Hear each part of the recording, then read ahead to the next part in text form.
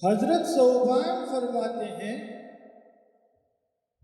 کہ جب یہ آیت والذین یکنزون الذہب والفضہ نازل ہوئی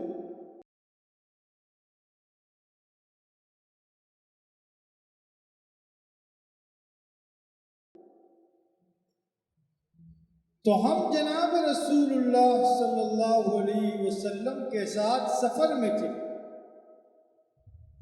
آیت کا مطلب یہ ہے کہ وہ لوگ جو سونا چاندی کو خزانے کے طور پر جمع کر رکھتے ہیں اور اللہ کے راستے میں خرچ نہیں کرتے، تو آپ انہیں ایک دردناک عذاب کی خبر سنا دیجیے۔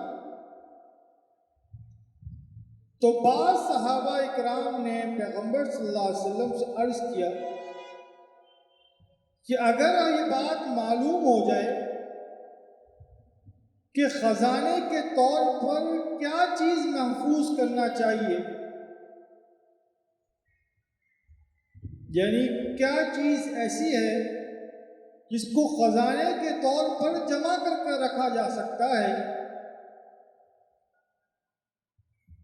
تو پیغمبر صلی اللہ علیہ وسلم نے جواب دیا اور ارشاد فرمایا، وہ زبان جو ذکر کرنے والی ہو، وہ دل جو شکر گزار ہو،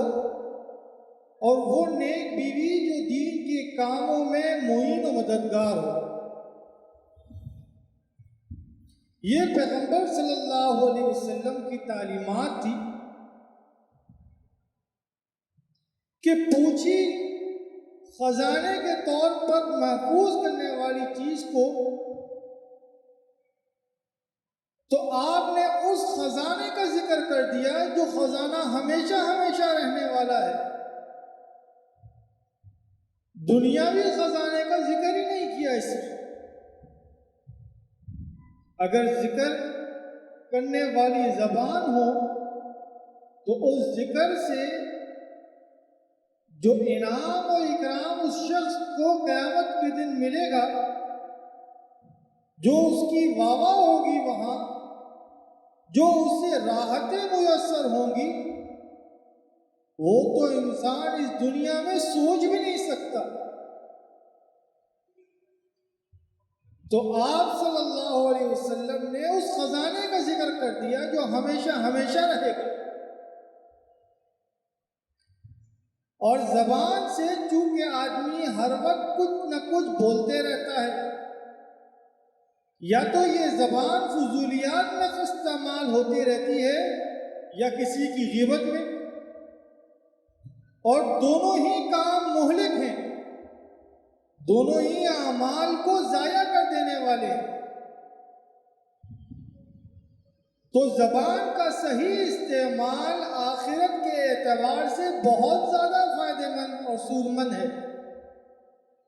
اور دنیاوی اعتبار سے غلط استعمال بہت زیادہ نقصان دہ ہے،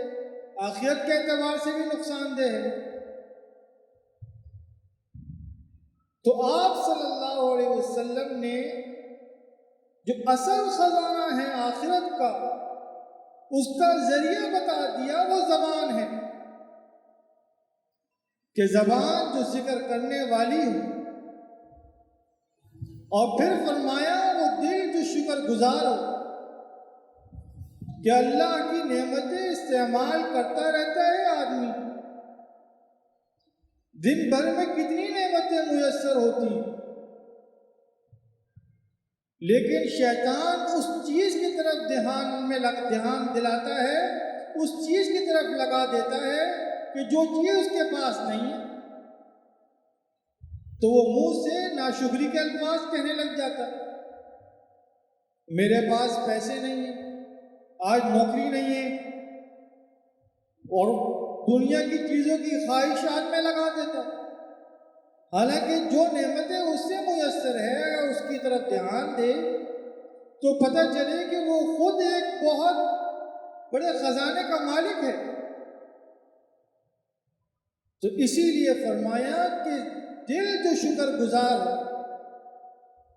سانس چل رہی ہے، بیٹھے ہوئے ہیں، راحت ہے، سکون ہے، یہ اللہ کی نعمتیں، کھانا مل جاتا ہے اللہ کی نعمت،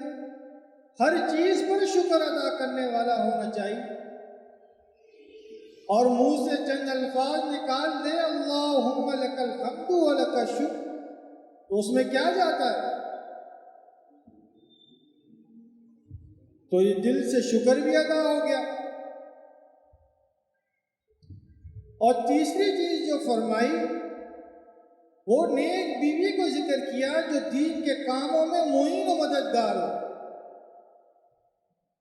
عموماً عورتوں کا ذہن دنیاوی مال اسباب کی طرف زیادہ مائل ہوتا ہے،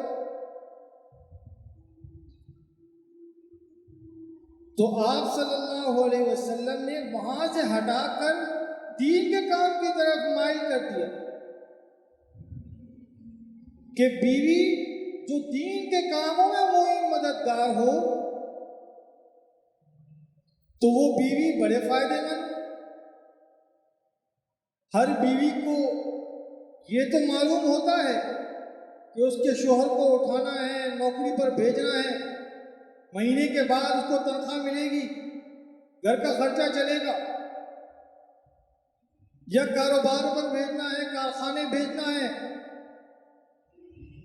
اس سے گھر کا خرچہ چلے گا۔